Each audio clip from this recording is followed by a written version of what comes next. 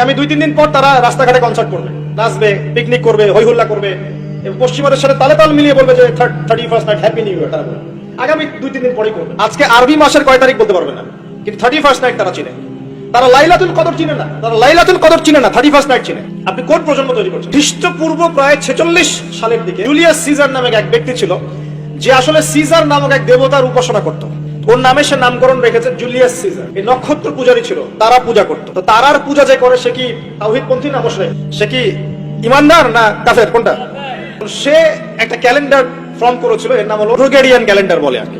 এখানে প্রথম বর্ষ যেটা, এই প্রথম বর্ষতে উৎসব পালন করা শুরু করেছে এই জুলিয়াস সিজার নামক এই ব্যক্তি প্রথম, এবং সে সমাজ এটা চালু করে দিয়েছে। এরপরে প্রায় খ্রিস্টের জন্মের 800 বছরের দিকে পারস্যের এক সম্রাট ছিল, তার নাম ছিল মনে হয় জামশিদ। সে আবার এরকম বর্ষ বরণের জন্য একটা মানে উৎসবের আয়োজন করে, তার নাম দিয়েছিল নওরোজ, মানে বর্ষ বরণ উৎসব। এভাবে এই পারস্য উপমহাদেশে পুরো জায়গাটায় এই নববর্ষ পালনের সংস্কৃতি চলে আসে।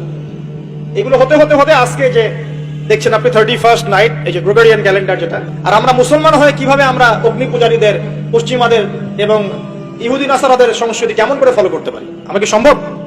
আর নবী যখন বলে দিচ্ছেন মান তাশাব্বাহা বিকওমিন ফাহুয়া মিনহুম, যে যে জাতির সাদৃশ্য অবলম্বন করবে সে তাদের অন্তর্ভুক্ত হয়ে যাবে, তাদের সাথে হাসর হবে।